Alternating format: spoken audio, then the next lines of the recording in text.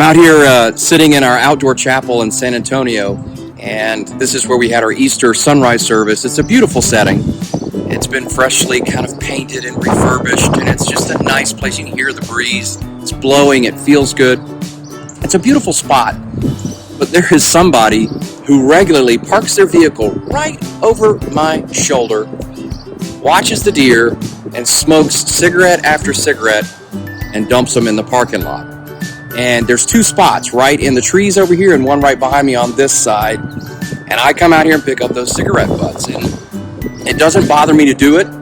I got the habit of cleaning up the church campus from my dad. When I was younger, I would be riding him in the car with him into church, and he would pull his car over, and if he saw garbage, and he would have garbage bags in the trunk of his car, he would jump out, get the garbage, and then put it in the trunk of his car. When I was younger, I kind of thought, Dad, you're the senior pastor, you've got a PhD from Edinburgh University. Maybe in my mind, I just thought maybe someone else could do this. But I really appreciate how my father has always modeled humility, not thinking of himself as better than anyone else.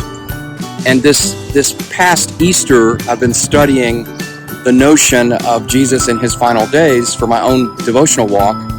And I touched upon in the sermon on Sunday, what did Jesus do when he had a day left to live? And you've maybe been asked that question by one of your friends. What would you do if you only had a day to live? And you maybe could understand what Jesus did. Have a meal with your friends, the Last Supper. But then what did he do? He washed their feet. He had a day left to live. He was famous. He was respected. He was well-known. Crowds had followed him. He washed people's feet. And then he said to his disciples, this is what I want you to remember and to do for others. It's radical love. It's a cultural thing for Jesus' day to wash somebody's feet. Maybe if Jesus were here today and he had us over to a meal, he would line all our cars up in the driveway and say, I'm going to wash everybody's car. And we'd all say, oh man, that's not appropriate.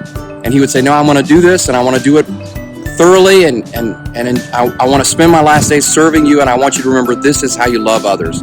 Radical love to others. So I'll keep picking up the garbage here, the cigarette butts, the beer cans that I find occasionally. And candidly, I'll be glad to do it. And what I hope is that the people who come and enjoy this spot from our neighborhood in some way get a sense that this is a place of love.